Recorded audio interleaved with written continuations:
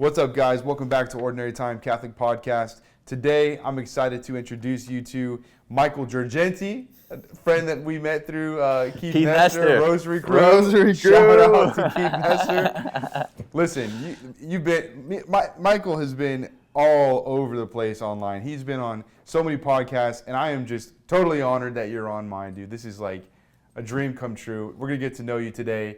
Another lay Catholic who's not ordinary at all. I mean, you're doing some extraordinary things for the church, for Christ, and I can't wait to get into that. From the music and entertainment industry, from being a publisher of a book, a Grammy. I mean, everyone's so excited about the whole Grammy to faith thing, right? We're going to talk about it all today on Ordinary Time. And well, first of all, thank you for coming here, being on the podcast. What a gift. Dude, thank you. I mean, I appreciate your time and what you're doing and how the Lord has touched you, because I know we briefly spoke about it. There's so much activity happening, and I feel like we can't have enough of this, Yeah. And it's cool that he spoke to you in that way, and you're following and you're trusting him, dude. And I just can't thank you enough for the opportunity to be here. And we also need to give a special shout out to the Miami Marlins for this awesome retro This hat. retro hat, yeah. Yeah, please send all extra products to Brandon Porcino. We're taking sponsorships. Sponsored by the MLB in Florida. That is the retro. Yeah, oh throwback. Yeah, it's the world, yeah. I love that. Yeah. I remember watching the World Series. If you're not a Marlins fan, we're not sorry. yeah. So I'm excited to talk about really this intersection of faith, music, entertainment, even the storytelling aspect of what you do. You've got an incredible story, and there's so much to unpack about your life. But again, the whole purpose of this podcast is really, my hope is to inspire more of the laity to recognize where Christ is empowering them to go on mission, and how we do that through our everyday moments of life. And your story starts in LA, music, entertainment industry. Walk us through let's just start with the beginning, who you were, what happened. You've got so much experience from so many different things. Where did it all begin? So I'm originally from Chicago, and in Chicago, born and raised, and then left Illinois when I was probably early 20s, maybe 22, 23. But as a young teenager, I fell in love with music. That was my first passion, or what I thought was the calling. And I joke with people and say I don't know if it was because I was on the south side of Chicago was why I kind of fell into the hip hop circle, if you will. But just super enamored by I don't mean to say unfortunately the culture, but you know what I mean? As far as that lifestyle of what I thought was right or what I thought was, cool, until, down the road I realized that it was a distraction, a big distraction. And it was the tempter trying to keep you away from what really mattered and the significance of Christ. But we'll get to that. But so pretty much grew up doing hip hop music. I was on all the big popular radio stations in Chicago as a teenager. I mean, I'm talking I was 16 years old on the biggest radio station in Chicago, a hip hop station. It was called WGCI 107.5.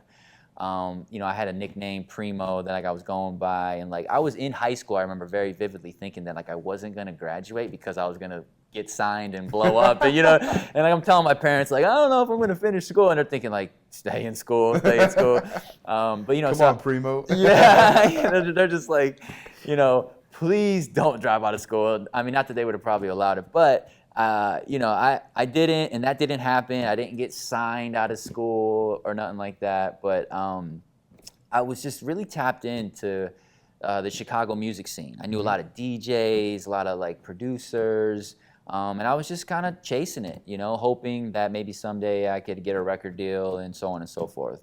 And I'm so grateful as time has progressed, and how they always say in hindsight everything's crystal clear, and especially thinking just witnessing, how everything's being exposed with the industry, with the P. Diddy stuff and whatever. And I'm thinking what would have happened if I would have dropped out of school at 16 and got signed to someone like P. Diddy? Mm-hmm. Bro, thinking back at 16, I would have been oh my God. You're impressionable. Yeah, I'd have been oh yeah, I'll sign with you, dude. And then who knows what type of rabbit holes that would have led to. So in a lot of ways, I felt the Lord was protecting me Although like he's always protecting us, but like as far as the concept of like not making it, if you will, it's like no, what like success is like it like everyone's the definition of that is different, but I feel like from a Lord's point of view, it's like success is being aware and with Him. Yeah, you know, absolutely. But as like a kid, you know, I mean, 16, even though it's like a kid, but like I was just like all over the place. But as like you know, time was progressing, somebody had asked me if I ever thought about modeling.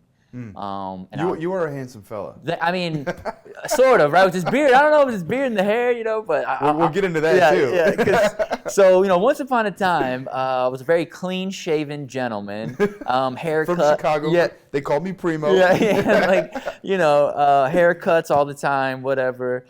And somebody was like, dude, you should model. You got like a good height. You never know. You should try. And I was just like, maybe, but thankfully I was open to it because I felt he was sincere and he wasn't like this weird dude trying to like get me to do something. It was just more like, hey bro, this could be good for you. And I'm like, it wasn't a P. Diddy moment. Yeah. I was just like, let me just follow it. So I told the gentleman, a good friend named Luigi, and he was like, here bro, I'll make it easy for you. I'm gonna give you like a list of like top Chicago modeling agencies. They all do like open calls. Just show up to one and just see what happens. And I was just like, all right, fine, deal. What's the worst that could happen? So I made my little list from him, and then I went to the first modeling agency, open call, and at like, I don't know, 20 years old or whatever it was, they offered me a contract, bro. And at that moment, it was definitely like a real, I guess you could say, shift, because I was like, am I a model now? What am I gonna? What happened to 16-year-old Primo? Yeah. Gonna be like the hip hop star. Yeah, the next like Eminem, you know. But so I'm like, oh man, but like I can't turn this down because it feels like this is something that could be next. And I was like, well, let me just see where it goes. So I ended up signing to the modeling agency, which oddly enough, I don't know if they're still around, but you want to know what the modeling agency was called? What was it called? Well, it was the men's division of a popular women's modeling company called Elite, but the men's division was called Chosen. No way. Yeah, which is kind of like, I don't know, kind of funny, especially like with the series and whatever. For sure. In a lot of ways, and the fact that you kind of look like him. I mean, sort of. I don't know, allegedly, but in a lot of ways, we're all chosen to do something. You know, we're here for a purpose. Everyone. It's just everyone's path is a little different. I like that connection there. Yeah, you know what I mean. But we're all aligned. So, but we're just trying to find our way. So I end up walking forward with the modeling thing.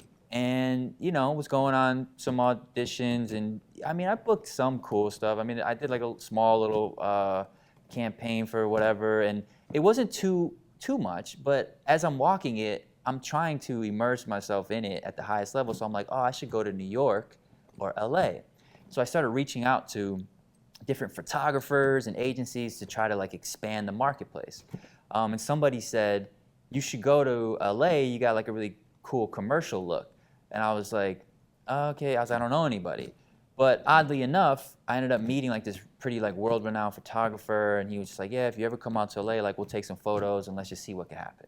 So I was like, all right, because most people assumed I would go to New York from Chicago because it's so close. Sure. Like it's like it's like a 2-hour flight barely.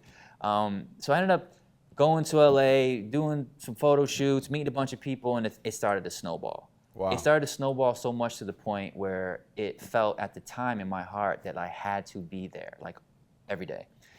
So I ended up moving to LA, and then when I got to LA, at like I said, like 23, I think, maybe 24, maybe even younger. I was probably like 22. I ended up, needing a job for like side cash in between the job. Like, it's not like I was booking jobs left and right. So, you'll hear those stories about like Brad Pitt being a waiter or whoever, you know what I mean? Yeah. Like you hear those stories. Sure. So it was almost like instead of being like a waiter, I ended up doing background work. On the TV shows and movies, like somebody in the background doing crosses you can't really see. Yeah. Somebody told me like, dude, you should maybe do that. And I was just like, I don't know what that is. And then when I started to do it, it's like the love for filmmaking and everything really kind of just turned the page because I love movies just as much as we all do, just like on the surface. You know, we all have our favorite films, whatever. But it wasn't until I started getting on the movie sets that something sparked. And then that's when I was like, oh man, like, oh, I got an idea for like a movie.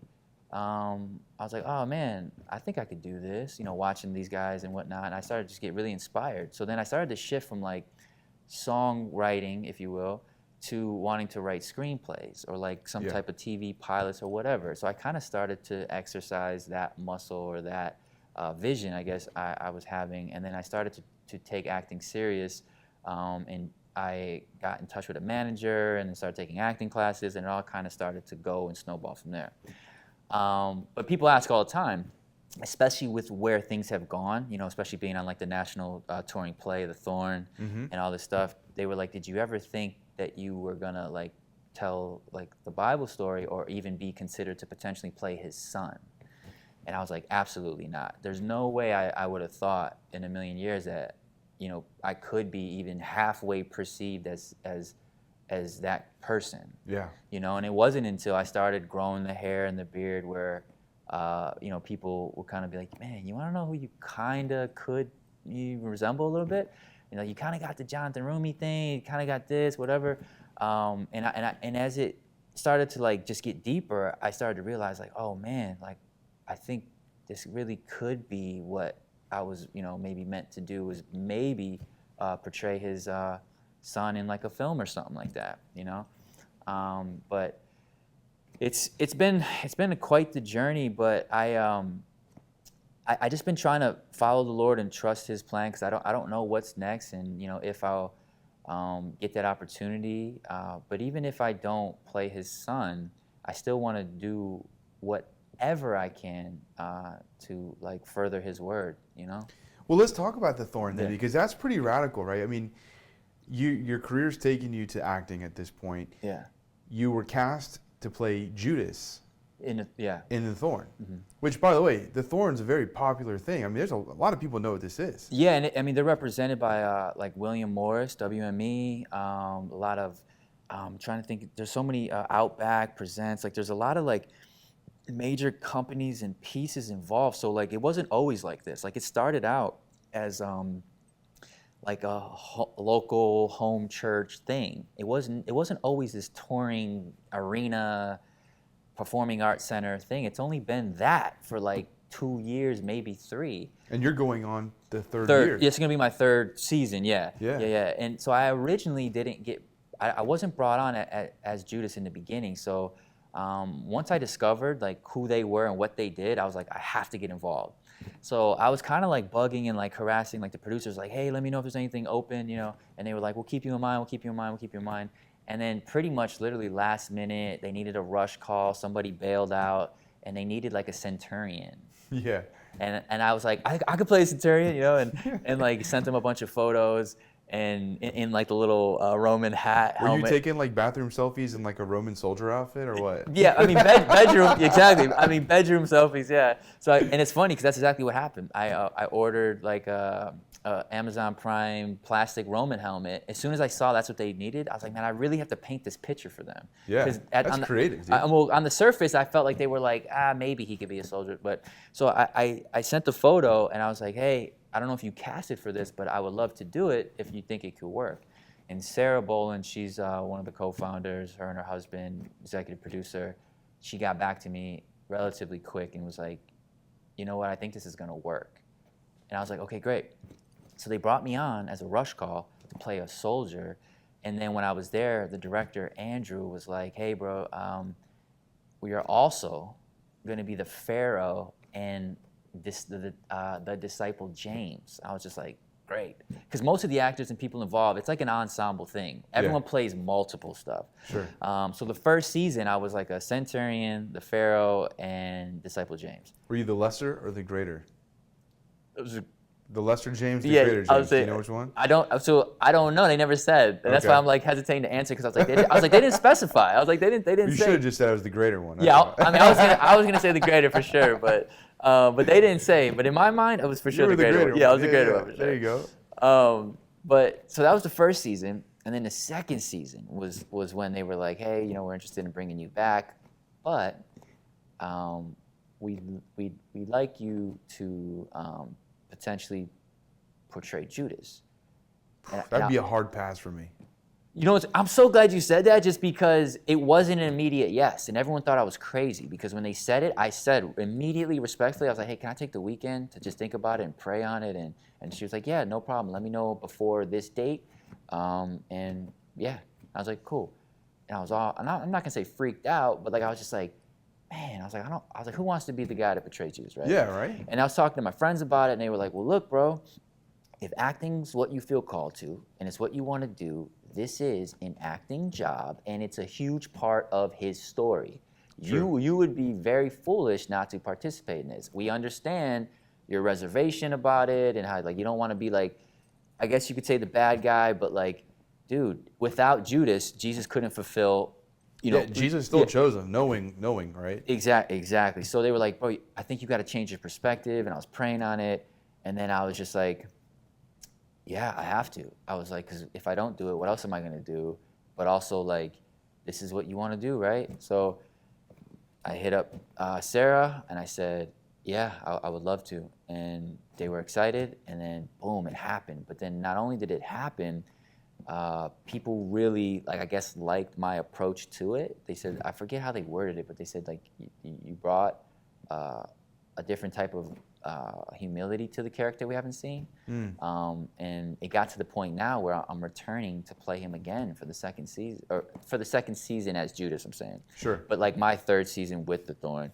And a lot of the characters that are currently casted, some of the guys have been doing it for a while. Like the gentleman, Ronnie, who plays Peter, he's played Peter like 6 seasons. Like he's like staple Peter. Peter's probably looking a lot older this season than yeah. the first time, right? Yeah. What happened to Peter? He looks a lot older. He's like, this guy's getting older. No, he's a relatively young cat. But he's a good dude, good Christian, and he's done it just for a while. And I guess I only bring him up to say, like, I wonder and feel like, as far as the Thorn goes, I could be Judas for them maybe for a while, or maybe not, because I don't know how many seasons they'll want me to come back, and then I don't know what I'll get into, because I know we spoke about this, before on different conversations about, I had recently got booked to play Christ in a documentary about Christianity, and that was the first time I ever got asked to audition and then booked it. Without you doing your own kind of provocative kind of solicitation. Yeah, it was like a submission popped up. I had my agent Nicole submitted it, and they were like, "Yeah, we'd love to see a read. Let's see what he sounds like or looks like as him." And they were like, "We want to book him." What's really cool is when I got to set, the director told me about his final casting decision, and it involved his kids. Get this. Yeah. So he said. It was late at night when my agent got the submission to him, and he was on his phone with his, like, I don't know if it was his girl or his son, but they were like getting ready for bedtime, and they were just finishing watching a movie, and he was watching the audition on his phone, and he said like his daughter leaned over and was like, "Daddy, is that Jesus?" Oh my gosh, that's crazy. And then he said he looked at her like, "It is now. It's gonna be." That's amazing. That's what he told me. So you did a documentary. It was a documentary. I don't know when it's gonna come out. I forget, it's like a working title, I think. But they showed me like footage. It's pretty much like it's literally like the origins of Christianity overall, the decades and centuries of of the timeline of it. That's all. amazing. So when it goes all the way back to Christ, I play him for like a flash. Okay. But they're pretty heavy scenes. I only played him. I pretty much played him when he's praying. Before he gets, I don't think he was in Gethsemane, but I pretty much played Jesus praying in it, but briefly. And I don't know, this is the thing too, and I know like as far as like with movies or acting and whatnot, you'll shoot one thing, and then what makes it in the final cut could be something different. So I don't know how much of it I'll be in, but it was the first staple official thing I ever did as someone asking me and booking me to play Jesus. That's amazing. Yeah, man, it was so humbling. And I know we probably can't talk about some of the other things that are brewing in the background here, but there are potentially some amazing opportunities to be determined Yes. Right. I mean, briefly we could touch on it. So pretty much the second opportunity that I received to essentially play his son could be for a feature film. God willing, it'll end up in the distribution hands of like a Angel Studios, or I was told like Lionsgate has like a Christian division, and things like that. So I'm pretty much going to shoot a proof of concept with this other director who wants to tell the story of Christ in a very creative way, and he wants me to play Jesus in that for him. Which there's so much irony in that story of the creative lens, right? Because we'll just leave it there. Yeah, that part I don't think I can get into. For sure, but I mean, it's just your whole story so far of just like God weaving in His like divinity and His providence in your life is just so cool, because here you are, right? Like, I want to touch on this because I know we're kind of going a little bit off in track here, but I think it's important. Your whole life has been this like beautiful story, in my opinion, of like God's providence and really just like hedging a protection around your life. Like from 16 primo, trying to be the DJ hip hop world, even like that was a desire. And we talk about that, right? That was a real desire. And it may not have manifested the way you wanted it to, but God still in His providence like blessed you later down the road with even an opportunity in the hip hop world, like having a Grammy with Lecrae. Yes, right? That's what's wild, is that it's and again, thank you, Jesus. We love you, Lord, just because His plan is just we can't comprehend it as much as we try to like Rubik's Cube it, as much as we try to like solve the colors. We can't, but it's crazy how like by the end of it, all colors are aligned. That's great. So it's like I grew up wanting to do music, this and that, and I still mess around and like I like making house music, but I joke and tell people I'm gonna make like Christian Catholic dance music, and they're like, "Bro, where's it at?" Well, that's what Matt Frad's lo-fi, lo-fi channel. I'm subscribed and listen to it. Me too, man. That's my work music, bro. It's funny you say that, because with the Christian Catholic dance stuff that I want to do, I feel like it'll be, because it's up tempo, it'll be what people can like work out to, or clean the house to, It's the next Beast Mode Spotify playlist. Yep. So. But His providence, right? Here you are, this desire. So the modeling, and then how God's led you on this path is insane. And then the accolades you've accomplished along the way. Well, that's what's really crazy, especially with the whole like playing Judas, maybe Jesus, whatever. It's like I went into the acting thing thinking like, oh, cool, maybe I could. I don't want to say be Tom Cruise, but you know what I mean. I'm thinking like, oh, I'll just be the guy who's the driver and saves the girl and whatever. But it was almost like God was like, nope. Here's a better idea. Yeah, guess what? Grow your hair out. Guess what? Grow your beard out. Just wait. And it's like, what is happening? But to go to what you were saying as far as like the Lecrae and how I ended up in this Grammy situation was, while in LA, pursuing the modeling thing, but then kind of like leaving that behind because like my heart wasn't really in it. I never grew up wanting to do that. And I never really grew up wanting to do acting, but even though I was like walking down that path, the music thing was still pulling at me.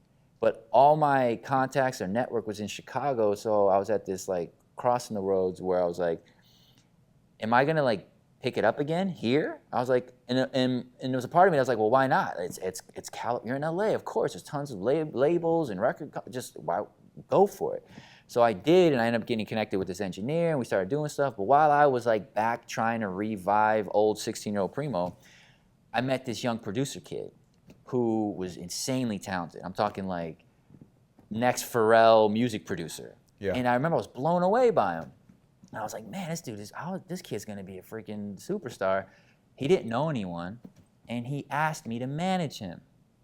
And I was like so blown away because he knew that I, A, wasn't a manager, was B, kind of pursuing like this artist thing. And he was just like, dude, I just think you'd be good at it. That was his straight up honest answer. And I asked, I was like, why do you want me to be your manager? I was like, dude, I'm not a manager. And he's like, you're good with people and you know people, and I don't know, man. I was just like, you know what? All right, bro, I'll try. So he sent me like his beat pack essentially, and I just started like sending it to like anyone I knew, DJs, labels, whatever. And then guess what happens? Boom, boom, boom. Phones ringing off the hook for this kid. Everyone wants to put him in sessions. They want to put him with their artist, and it just started like. And as we're like slowly following it, and he's getting excited, and I'm like, wow, what's happening? I'm thinking to myself like, am I a manager? Should I be? And I was just like, somehow I manage Michael Scott. So then, but I just, thankfully, my heart was open and I just decided that I had to follow it. So as I was following it, you know, essentially I was like helping this kid live his dream, which is beautiful. I thankfully started getting the scope without even fully being committed to the Lord yet at that point. It was almost like I had this realization without realizing that, you know, because obviously Jesus came not to be served, but to serve. And I realized management is like being of service. Yeah. So I found the beauty in being of service to others. So taking the backseat approach as opposed to, you know. Exactly. And that's what ended up essentially leading me to the Grammy, which is even more ironic, was because even though like over time I stopped working with that kid who put the seed in my heart for management, I started finding and connecting with other management or other artists and producers that I ended up managing. It's usually or primarily producers, although I do try to help artists too if I can.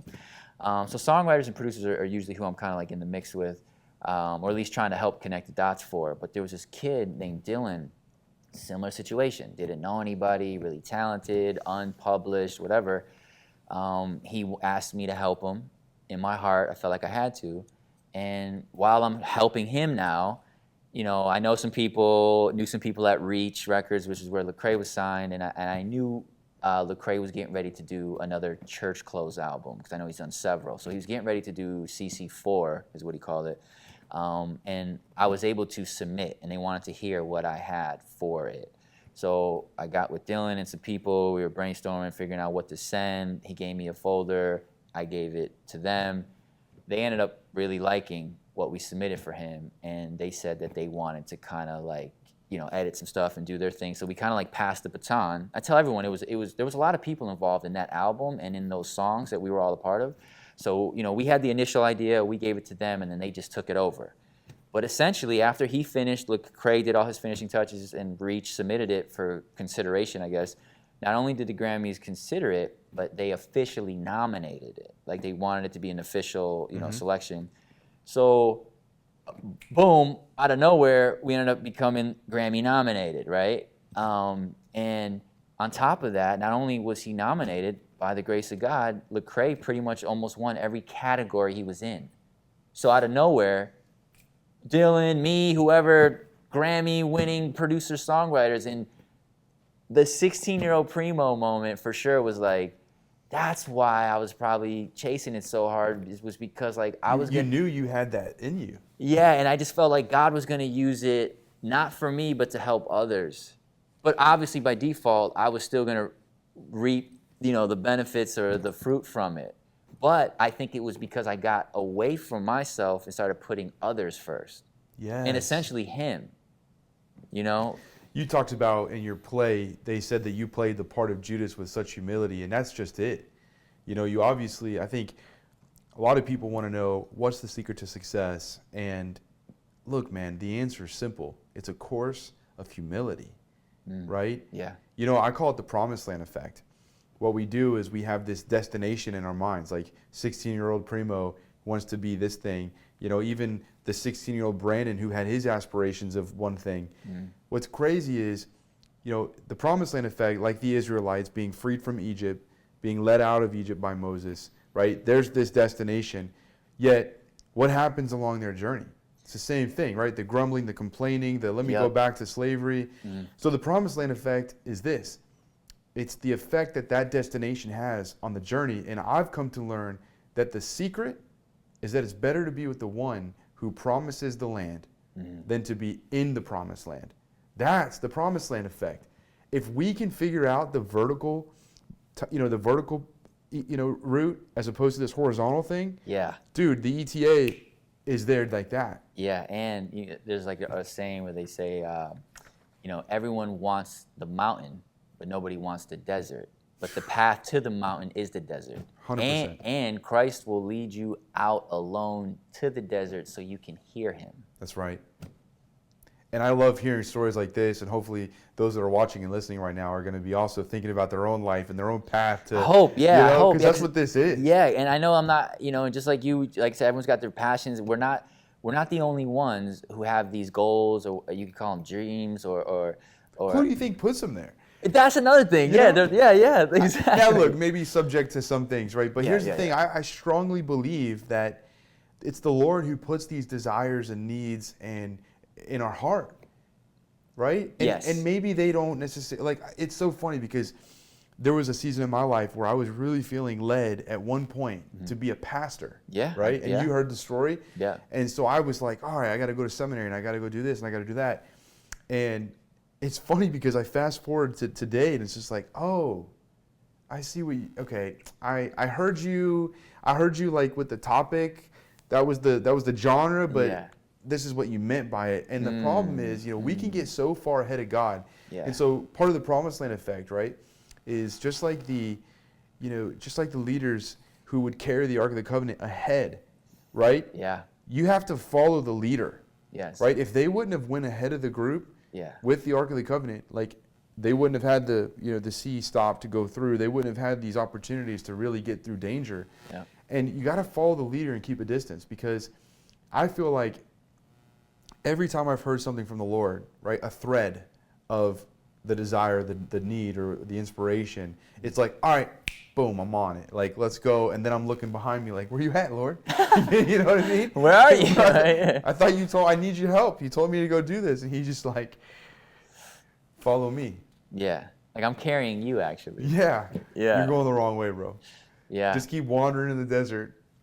I'm right here. But it's what you said too, though, about like, I'm at this point, especially now being like committed to the Lord and, praying for always the discernment and whatnot. I'm always asking if something like in my heart not changes, but if I feel confused, I'm like, is this a like my desire, or is this a God desire? Mm-hmm. And the acting thing in the beginning was definitely like a my desire, and then later though, when I kind of got pulled away from it, and like my dad got sick and I had to leave LA and all this stuff was happening, I was reflecting on like, what is my purpose? What am I supposed to do?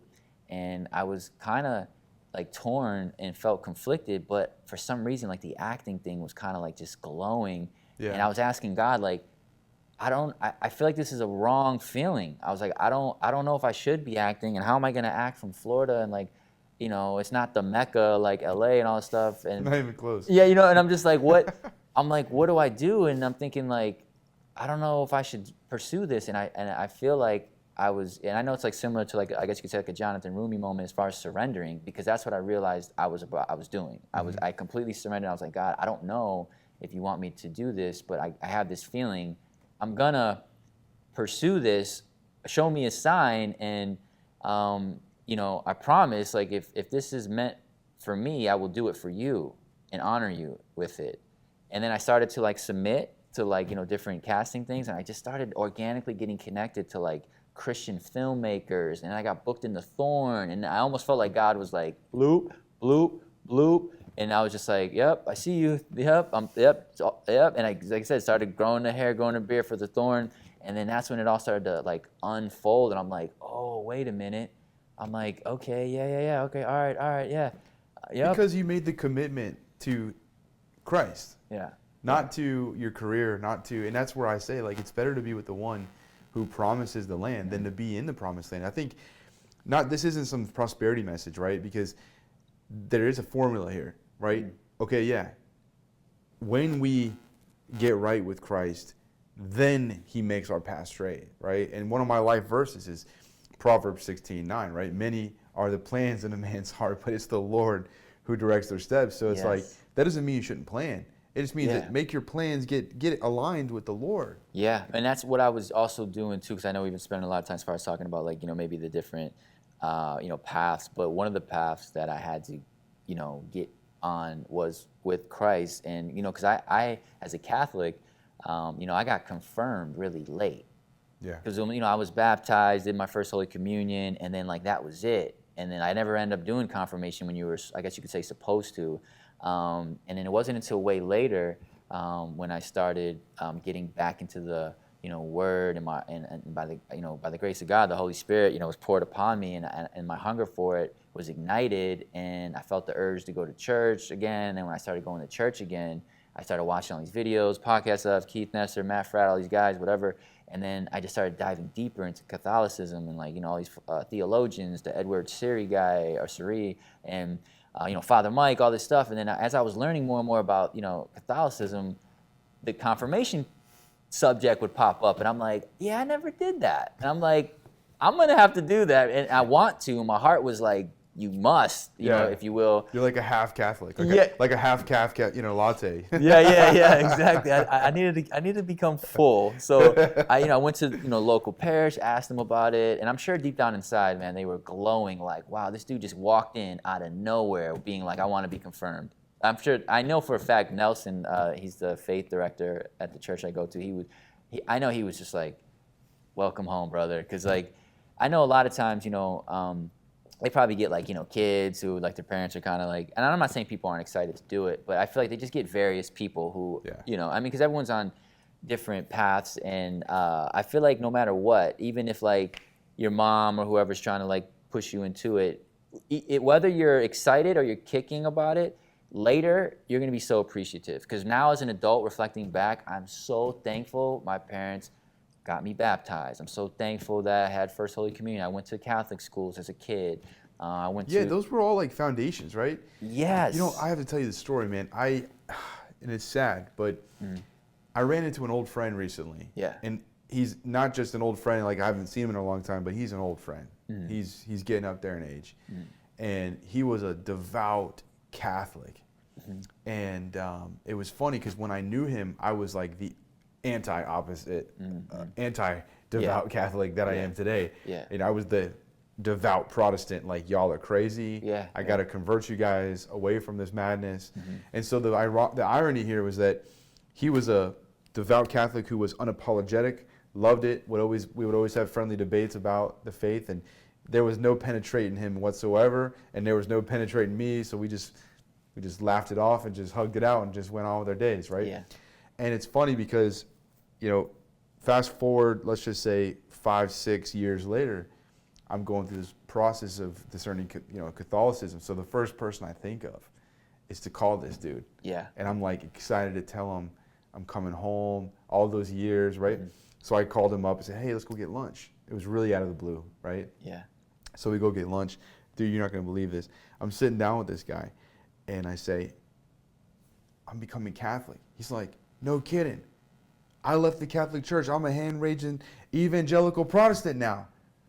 You're like, what? Yeah. So we had this reverse thing, right? We swapped, and I'm like, what happened? Yeah. And he's telling me the story, well, fast forward again, it's been 3 years since that day, and just recently, I was at an event, and I see this guy walking in. It's him? It's him. And I said, oh my gosh. And I went up and said, hey, and we were talking, and he was excited to tell me how he's getting baptized, and he's getting baptized soon. So I was like, baptized? Dude, you are baptized already. And he was trying to tell me, yeah, but my pastor, and I argued that too. I was very opposed to it, but my pastor says I got to be born again, and I got to, that was not a decision that I made, and I believe Jesus is my Lord and Savior, and I got to get baptized. And I'm thinking man, that is so sad. It's so sad that there's this completely just dishonest truth about what someone, and the irony here is that it's these churches and this kind of whole Protestant thing that's going on out there, and especially in the evangelical non-denom world, that makes you believe that Catholics are doing all these works-based things, and that's their shtick, right? And yet they don't recognize this one baptism this guy had because he was an infant, or his confirmation as a sacrament, where confirmation is being born. First of all, baptism and confirmation are some of the most important sacraments that someone can have. Well, amen. And also, you're so right on that, because I was speaking with someone who, I don't know if he was Protestant or non-denominational, but when we were talking about baptism, whatever, he was, I think he used to be a pastor, a preacher, but he was big on trying to baptize anybody who wanted to immediately, in a swimming pool, wherever. And I respected the whole urge to bring people to the Lord.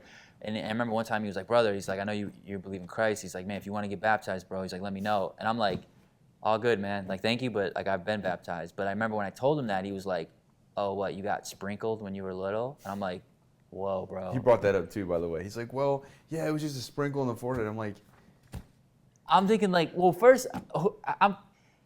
Are we really debating about like immersion, sprinkle, like? Yeah, it was funny because anytime I'm in those situations where I can, it's not that it's gonna be a debate, but you kind of feel like, oh, this person wants to they want to battle about this. I'm always just kind of like, it's not that I don't defend the faith, but it's just like, I'm not the one to get into these because it can't, because some people get heated, man, and they always say politics and religion will be the first two subjects that will get everybody just ready to just it's like they want war, and that's the opposite of what the Lord wanted. And I think there are a lot of people who can and do communicate their differences respectively, and I think that's what it's about. Even for instance with the Thorn, they're so awesome that there's even people who are a part of it that are not believers, but they're smart because it's I'm sure their mindset was if their heart is open enough to participate in his story, maybe through his grace, power, and love, he's going to convert them. Yeah, and you can act all day long that you don't know Jesus, but play the part, and it moves you, it transforms you. Yep. So I got a short story about a gentleman who he was playing one of the soldiers, and he wasn't really much of a believer, but he ended up pretty much being the guy who whips Jesus. And Do you guys actually whip each other on stage? Well, yeah, but there's a technique to it. Okay. As far as this is legit. This is legit, and it's actually pretty so people ask about the Thorn, and it's I always say, what the Passion of the Christ was for movies and what The Chosen is for TV, Thorn is for theater. Wow. And I say that as in the level of premier top-notch storytelling and visuals, but also the truth and I don't mean to say graphic, because I mean pretty much when it gets to that part, the passion part, yeah, man, there's a lot of blood, and they really try to paint the picture, Yeah. I remember the guy who was the one whipping Jesus, man. He came off stage, tears. Wow. And it touched my heart, and I didn't say anything because in my mind I knew he felt the conviction, and it hit him brother, this is not a joke. Yeah. And not that he did not think it was a joke, but I could just, in the beginning, it was just kind of God, How amazing to hear that, even the crew that's traveling in this tour, that they're so convicted, even after rehearsing, after rehearsal, and it still moves you guys. Yeah, well, because it's such an exchange. You would think because we're not sitting in the seats watching that we're not feeling it, but that could not be further from the truth, because there's makes you wonder then the priest who does this ritual every day, you probably would think the same thing, that how is this priest? It's no, talk to any priest, I'll say the same thing. It's still anew. Yeah, and I'm sure every time when they're holding the Eucharist, dude, there's no way that they don't really feel it. Especially, I mean, you're offering up to him, to us, to everyone there in the communion. It's so beautiful. And I've said this before, I think it was with Keith, because I had the chance to meet Father Mike. Yeah. And the first thing I said to him was thank you. I thanked him. And I feel those guys, even beyond Father Mike, just all our local pastors and preachers, they got a heck of a duty, man. And God bless them, because they're feeding everybody, and I just don't think they get enough credit and respect that they deserve sometimes. Yeah, so they're an exchange of transaction for a lot of us. Yeah. Oh, I need the confession. Yeah, I need you to. We have so much expectations for our priest, for sure. Yeah, and man, it's such a I got I know you do too. It's man, I got such an appreciation just for the church, man.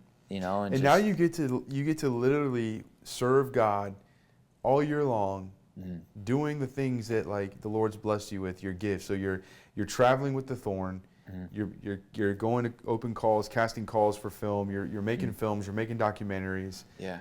And it's dude, your career is just getting started now. Well, thank you. That's what someone else said. They were dude, because I said this before. like my dad used to give me a hard time. He's like, I didn't think you can grow a beard, right? Like just like like joking. And then I was like, yeah, I mean, I don't know. I was like, I guess this is it's something, right? And then he was just like, he's like, he's like, you might have to keep that for a while. And I was like, yeah, I'm aware. And I'm not like mad at it just because some people can't do it well though. Yeah. It looks good on you, man. Thanks, man. I mean, it's getting scraggly because this is how like the Thorn everybody prefers it, like just wild, like not like nicely, no groomed, because obviously if you think about that can't be good for your dating life, dude. Oh, bro, I have no dating life. That's what I'm saying. Like, and people ask about that too. They're like, oh, bro, so you married? I'm like, not yet. Mm-hmm. And I do think it's coming, but I'm so grateful that it hasn't happened yet because now with the lens and heart that I have, I'm not gonna say I know what I don't mean to say should be, but it's Catholic. She got to be Catholic, bro. Yeah. Like, and people give me a hard time. Like, well, dude, you're telling me like if you met like this awesome girl, you get along, and she loves Jesus, but she's not Catholic, you wouldn't like talk to her? I was like, yeah, I talk to her, but she better be coming to mass with me. Yeah. Didn't you date a Kardashian at one point? No. I saw some tabloids or something. What's up with that? So yeah, no, that was some crazy Hollywoodness. So I never dated her, although I did a photo shoot with Courtney. And, sadly, man, just because of where I was, young and in Hollywood, broke, just trying to do whatever I could to survive, I ended up, I guess you could say, as bad as it sounds, like teaming up with like the tabloids to fabricate like a story. And, she was on the ins and outs with her boyfriend. We did this steamy photo shoot. Rumors started to fly. And instead of like denying the rumors, I was just like, yeah, maybe. As bad as that sounds, dude. Hey, man, that's part of that like BC story right there, bro. Yeah, and you better believe, dude, one of the first things in my confession when I got back was that was in there, bro. And I know you're not supposed to tell, your confession, but like you better believe I asked for a lot of forgiveness for throwing that type of dirt and mud on, her and even myself because it was two sides, man. Like there was effects on me about it. Yeah. And even like you said, there's people even to this day who will, see the child that like I was allegedly associated to, and they'll be like, oh, that's his dad is really this guy's like, that's like, those were lies. Those were like that was like the epitome of like Hollywood tabloid drama, and they do that a lot. Like a lot of these stories we see, there's like either zero truth to it or there's like a decimal of it, and they stretch it so far. Like what happened was we got booked to do a photo shoot. The photos, were everywhere. It didn't even end up coming out that like it was supposed to go into some like at the time there was a magazine Maxim, it was like one of those like. Yeah, so I don't even think that magazine's still around, but like it never ended up going wherever it was supposed to go. But people caught wind of it because they filmed it on their popular TV series. Mm-hmm. I think the series is still going, but this was like early on when it first started. So all their fans were watching her and this young dude, do a photo shoot, and then like, and then next thing you know, I'm sitting there like, not with the Lord, thinking like, oh man, is this gonna be like my come up story? As horrible as that sounds, dude, But I'm glad you shared that. Yeah, I instigated it with the joke. With the joke. I'm glad you brought it up. Yeah, because I think it's important. Like going back to this humility, like this is the story of God, that He would reconcile the world to Himself, and that through Christ and His mercy and compassion, right, could forgive and forget. Right, that's part of this like better covenant that we learn about in Hebrews. Like God's talking about, man, the first one, it's not good. It was faulty. Yeah. There's a better promise with better, a better covenant with better promises. And it specifically, he says, I will forgive their sins and remember them no more. Right? Yeah. And so he's talking about the sacrament of confession and reconciliation. I prefer reconciliation, right? Especially for like the Protestants who get all fired up about that. I know. Right? Yeah. Like, dude, this is a sacrament of reconciliation. And to see like and hear about your story of being reconciled to God, and to be able to now be going into this like incredible season of playing the part of Jesus, playing the role of Judas, whatever it is, like through storytelling, like you're making an impact night after night after night on this tour. I mean, how many people are you touching in a season of Thorn? A lot. So what's really cool, I'm gonna gonna sidestep quickly, but to answer that question is so a lot of these venues, like, they're holding like 4,000 or 5,000 people, and there's been moments where we would do like an arena, but like because the way the show's set up, it'll be like half of an arena, but that's like 10,000 people. But on the average, I say between like 2 and 4 every night. That's amazing. So for months, and a lot of the times the shows are sold out. That's great. Some are not, but even if they're not completely sold out, it's like pretty much capacity, like 90%. That's when you go to the West Coast and you hit LA again. Those are the ones that aren't sold out, right? Well, you know what's funny is, so this season that's about to happen, it begins in February, like around February 15th, and it'll run all the way to like April 28th. It's going to start in Denver, but it goes all through California. Wow. LA, in the Valley, San Diego, San Francisco, like the whole state. So hopefully. So you're coming back home in some ways. In some ways, yeah. And what's so crazy about that is I'm coming back to California, like preaching the word, bro. Wild. But the quick sidestep that I was talking about was, so Thorn does this. They're partnered with this company called Compassion. Yes, and I'm very familiar with them. Okay, and you know, and they do this beautiful thing with like saving kids and like you know, sponsoring them, and through the Thorn, like the partnership, Thorn ends up saving like upward of like, I kid you not, like 12,000 kids, bro, because people will come to the show, receive, you know, the message, and then just hear that they're partnered with them, and then they'll just offer the information like, hey, if you guys want to like help sponsor a child and, you know, give them, you know, essentially fund them for shelter, you know, food, clothing, the gospel, all this stuff. Like, you know, we can connect those dots at a very small price if you do this, and people left and right do it. And my sister, being one, came to support her brother, saw the show, and my mom after the show was like, you know, your sister really loved the show. She's like, but, you know, just so you know, you're an uncle now. And I'm like, what does that mean? I was like, you making an announcement? I was like, what are you talking about? She's like, well, she sponsored a Compassion Kid.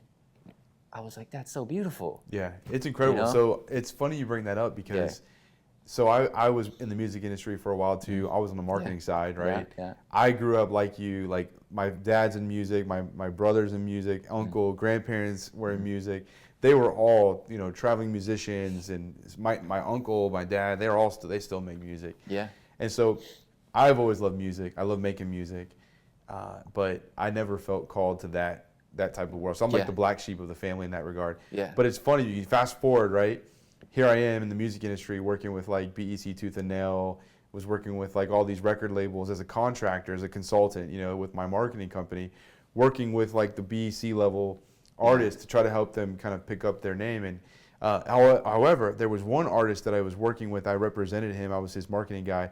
His name was JJ Weeks. Mm-hmm. He's still touring, and he's a big name. He's written some bangers. Mm-hmm. And so JJ Weeks, though, was sponsored by Compassion. So when JJ Weeks goes on tour, at the end of every one of his shows, he goes out there and makes the appeal. Yeah, the intro. And, you know, and it's so amazing. It's one of the most moving things to see.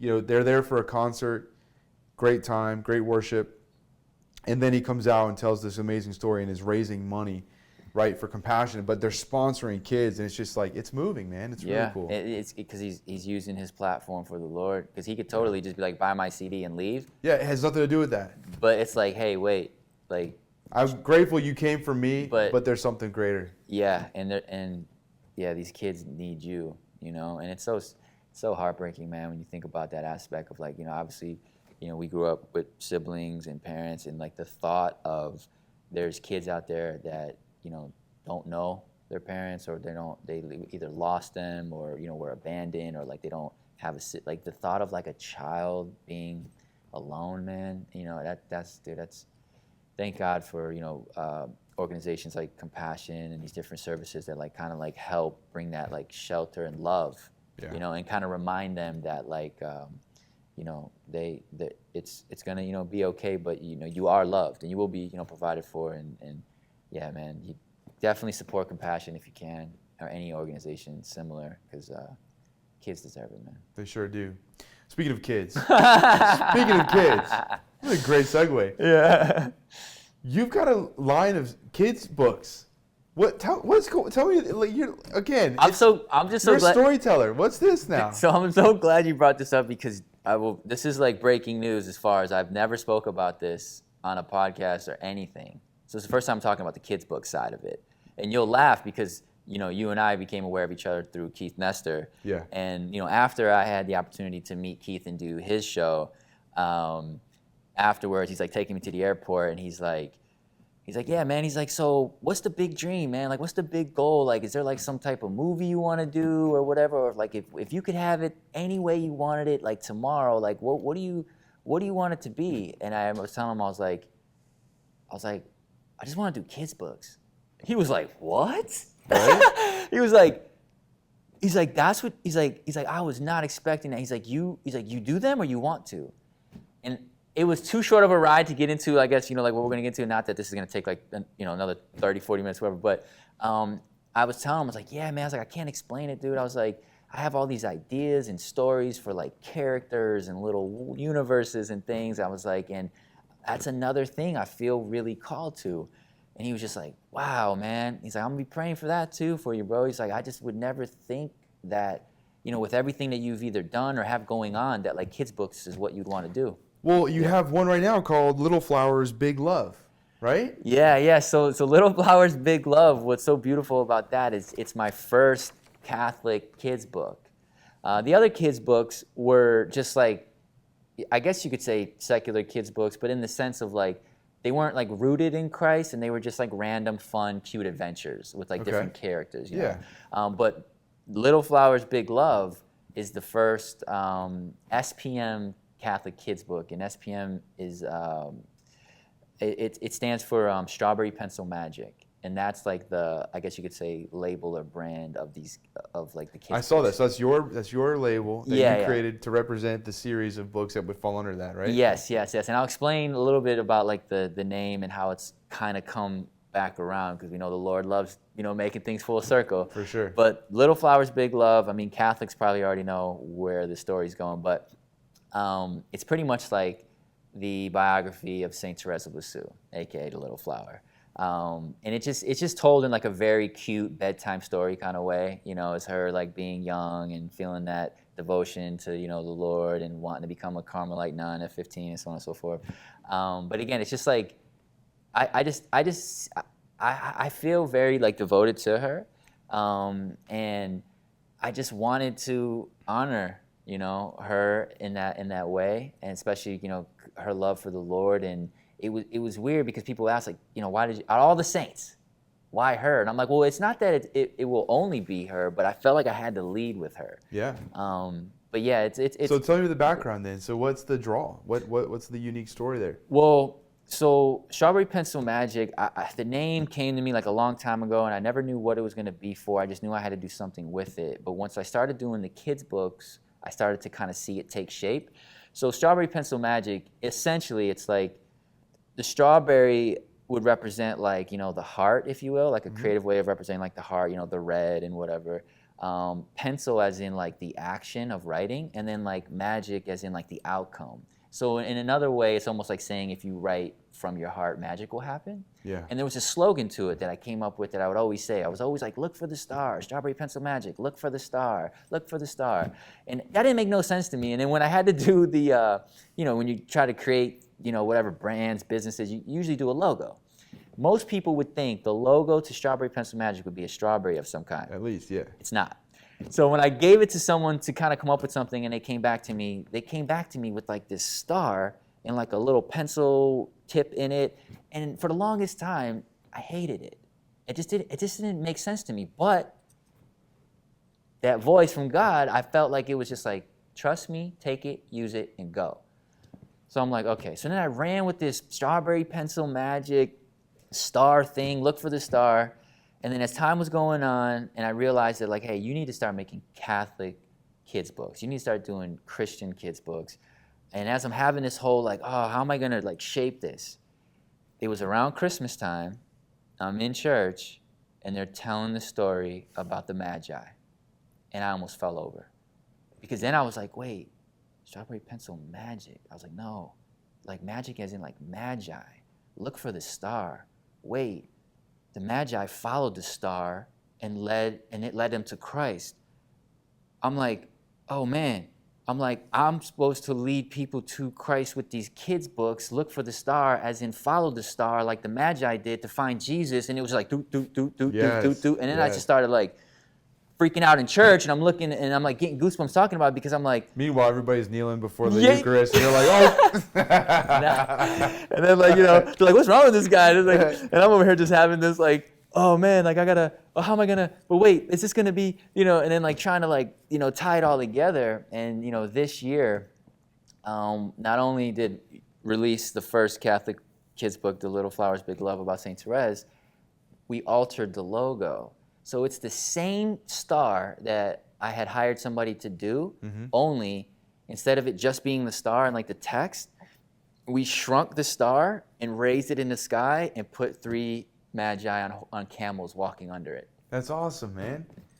Dude. This is incredible. Yeah, and what's wild though is that people are like, so then what's the, like, because I got a pretty grand vision for it, and I'll try to summarize it quickly. Because people are like, cool, man, so kids' books? I'm like, yeah, but not just kids' books. And they're like, what do you mean? I'm like, well, the goal would be to, create these really pure, genuine, like Catholic, Christian, Christ-rooted books and stories. I was like, but then to also, God willing, transfer them into like cartoons and like faith-based movies. Yeah. But I was like, but the ultimate goal is to create like a Catholic like Disneyland with it all.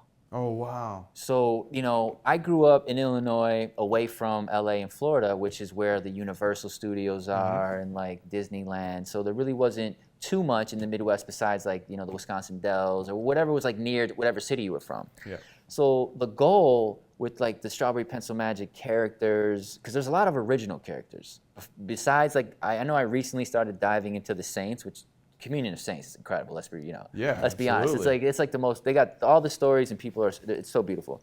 But there's I got tons and tons of these original characters that I'm going to transfer them into, like, I guess you could say converts, because they didn't. The books didn't start as Christian books, but they're going to turn that way. So again, pretty much like, long story short, like, imagine. Going to like a Disneyland, but everything was just rooted in faith, bro. That's like, amazing. We could totally use that. We could use that. There's the Holy Land in Orlando that's pretty much abandoned now, or something. Exactly. Like that. So I looked into it, and there's been places, similar, and most of them, like the Bible museums and all these things, like it's usually kind of like centers or places you can go and see, like, Moses and Jesus and all these different stuff and these different segments and Noah's Ark and stories. But like, to just kind of like summarize it is like, imagine if like Mickey Mouse was Catholic. That's what I'm brewing on. It's like, I got these original characters that are original and cute and cool and funny, like Mickey Mouse, but instead of just being like respectfully, like a random mouse and whatever, it's like a little caterpillar who like prays and like goes to church, you know what I mean? Yeah. Or whatever it is. So it's pretty exciting. Yeah, man. no, I'm stoked. Well, I'm excited to actually buy the book, start reading it to my kids at bedtime, right? Which is so important. I have a special place in my heart for her as well. I mean, I went to Spain like right after becoming Catholic, and our diocese called me, knowing what I did for a living, right? Yeah. And they had this amazing this pilgrimage that they were going on. They were sending a delegation from the United States. Long story short, everyone knows the story of the Camino in Spain. Yes. Well, obviously Spain, brought the faith to America, landed here, St. Augustine. So the Diocese of St. Augustine, which is where we are, is the diocese, like the first diocese where the Catholic Church came and the first Mass was held, everything. It's crazy. So there was this group in Spain who really wanted to help bring this kind of cross-tourism thing where they wanted to bring the Camino to America and America to Spain, and they wanted to see, like, how do we connect this? So, long story short, we were sent on this pilgrimage to retrieve a replica statue of St. James that you would find in Santiago de Compostela. Yeah. We retrieved this thing, took it all the way up to Santiago, so it was like 2,500 miles, right, and going through Spain. Had this amazing benediction, like, sending us out, and we brought this statue back to America, and it sits in the Cathedral Basilica in St. Augustine now. And I'm telling you this story for a reason, but while I was there, right, I'm a brand new Catholic, I don't know anything about the saints, Like, I'm literally just figuring this whole Catholic thing out, going to all these amazing cathedrals, like living in these, like following the footsteps of like the disciples of Jesus and the work they did, just like being mind blown every day, right? Yeah. Well, I was in Madrid and I was walking, there's like religious stores like every other store. Like everything there is Catholic. It's amazing. And I saw this awesome bracelet. It was like a wooden, like rosary type bracelet. And I grabbed it because I thought it looked dope. And I was like, I'm just going to buy it. And I grabbed it, and it had a little rose on it, like a little flower. But I never knew anything about it, right? So I'm walking around with it, just loving on it. I come back to the United States. I'm in Miami. We go to Mass. We're looking for a Mass to go to. It was the Church of the Little Flower in Miami. And that's when it was just like, I'm connecting all these cool dots. And the roses that I was getting along the way of just like welcome to the faith, and like, you know, coming back, and we're looking for a place to go. There was a little flower, and then everywhere around me it was just like these little flowers kept popping up. Now, every year on the feast day of Saint Therese, I get all my kids and my wife a rose. That's beautiful. Yeah, and I say, and they still believe this, dude. You know, like they believe in Santa Claus. They believe this is a flower from heaven. That's beautiful. Yeah. That's awesome, man. So they'll come home from school and they'll see roses on their beds. That's awesome, man. And my son Nico, my youngest one, he's like, Dad, is this really from heaven? Like, this is a flower from heaven? I'm like, yeah, buddy, it's a flower from heaven. That's cool, man. Dude, I look forward to doing stuff like that in the future with family and stuff, because that's. Well, you're doing it. You have to publish this book. Well, but I know what you mean. Yeah, but that's just so beautiful, though, man. And like, and she. Dude, Therese, like, dude, she definitely, you know, loves you and your family so much, and because she says it in all her, like, you know, story of the soul about how, like, you know, she's gonna do so much good when she's in heaven for us, and she will be praying for us and giving us flowers, and she looks forward to, you know, helping unite us with Christ, and like just being it, man. Like, I tell my aunt, who's also like my godmother, I'm like. I was like, me and Therese, we're like besties. So I made a book for her. Yeah, exactly. And my aunt fell over when she saw the book. She's like, of course you made a book about, I'm like, I have to. I was like, don't get me wrong. I was like, I'm going to do Pio and, you know, and maybe Kobe and all, you know, all the. Carlo Acutis. Yeah, Carlo Acutis. Carlo in there. I definitely want to. That's my son's favorite saint. Really? Oh, that's cool, man. We're going to do that. We're definitely going to do that. You've got a lot, man. I mean, it's just hearing your story as a lay person in the church. I mean, this is what I hoped that this podcast would be, is, you know, is just highlighting and showcasing the talent within the Catholic Church and the good that these guys are doing. I mean, God bless you and what you're doing, man. The book, the traveling play, the Thorn, your acting career, you know, the music. I mean, all the things that you're putting your hands on that you've committed to the Lord. Like, I'm seeing it. Like, I'm front row in a lot of ways. Sometimes just seeing this, like, wow, this guy is doing just incredible things for the Lord and the kingdom. Thank you. I mean, I'm trying, man. I mean, I sometimes, you know, we all have those moments where it's like, what am I doing? Or like, what do I do next? Or like, how do I juggle? Or what do I focus on? All this stuff. But it's like, you know how it goes. Like, if we're quiet enough, man, and we just pray and just stay close to Him, we'll hear Him. That's right. So, if you know, I've heard it said, I don't remember where I heard it said, but you can learn more in 1 hour of silence than any book that you've ever read. Ain't that the truth? Yeah, man. Like, I had only recently started, you know, going and doing like adoration, and like Game Changer. And Bishop Barron has a book called, I think it's called The Holy Hour. Mm-hmm. You have to buy it if you haven't, and everyone needs to read it and get it. Whether you're reading it at home or you're reading it in adoration. I mean, it's got all these different, like, you know, quotes and reflections from, you know, Fulton Sheen and this and that, and like, you know, obviously scripture and da-da-da-da, but like, it's such a game changer because, you know, a lot of people will ask, like, you know, how do you prepare to play Judas or Jesus and stuff? And, you know, I'm not to say easy, but the short answer is like, you know, a lot of prayer. But when someone asked me that, I realized that I'm like, you know, there's a lot of people with, you know, long hair, long beard, brown hair, brown eyes, whatever. You know, it's not just that, it's also more of an internal thing. Yeah. So I was like, okay, well, how can I like just internally become, you know, more sanctified, more purified? I was like, well, I got to spend more time with them. And I'm like, well, how do I spend more time with them besides going to church and praying a rosary and whatever? And then I was like, adoration, this is that. And then I started, you know, and that's another thing too. And then, man, God bless the Lord, is like, you know, here I am trying to, you know, find ways to draw closer to Him, to portray Him in the right way. But on top of that, I'm just naturally for life becoming closer to him, you know? That's right. It's like, yeah, I'm trying to like dive deeper because I want to, you know, pay respect to like the magnitude of his son possibly on like camera or a stage, but throw that stuff out the window, just daily life. I say this all the time. It's like, you know, regardless of whether you are asked to play Jesus in a movie or not, we're all asked to live and portray him in our daily lives. We're to be imitators of Christ. Yeah. Amen. That's a beautiful way to remind us of that importance. Well, yeah, because I know for a fact, like, you know, some people, you know, like those, like people, you know, Jonathan Rumi or whatever, somebody might be, you know, very inspired by him or they like what he's doing, but they might feel like, oh, well, I can't do that. Yeah, or like I'm not asked to play Jesus, so does that make me any less? It's like, no, not at all. You know, and that's what's also so beautiful about Saint Teresa. She felt like she was the littlest, most insignificant person, but she realized that through her little way, she could have the biggest impact.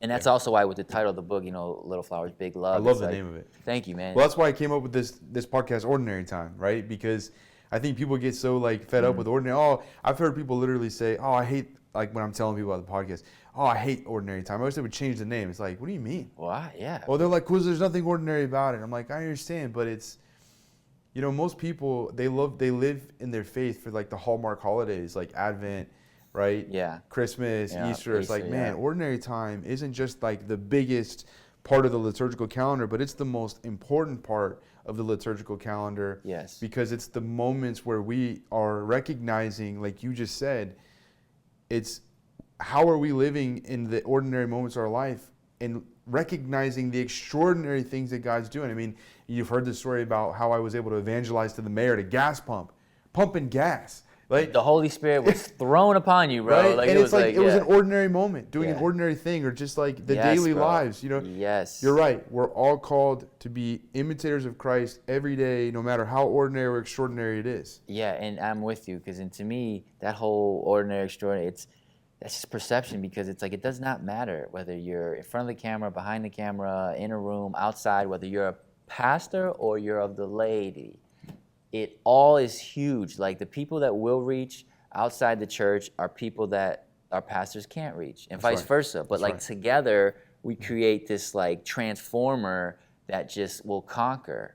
That's right. Amen. You know? Amen. Well, Michael, this was awesome, man. Yeah. I love having you here today. I really hope that y'all listening and watching in on today's episode enjoyed this conversation. We're going to be putting links to the book. Thanks. We're going to be making sure to put that. By the time this podcast comes out, you're probably on tour right now on the Thorn. If you're in a city near them, hopefully they're coming out and watching you and meet you, right? Yeah, come say hi. After the show, I usually hang out by the merchandise section where they offer like T-shirts if anybody wants to buy one. But I'm usually, after the show, I hang out over there. So, awesome. Yeah. Well, if you see the Thorn in an area near you, make sure to come see Michael Girgenti. Make sure to get a copy of his book. Read that to your kids. Man, this is awesome. Thank you, man. Appreciate you, brother. What a great episode, Ordinary Time. Friends, thank you so much for joining another episode of Ordinary Time. So grateful that you're here. Do me a favor, like this video, make sure to subscribe, and share this with somebody that you know. There's got to be somebody on your mind. We appreciate you being here. We look forward to seeing you next time. Until then, God bless.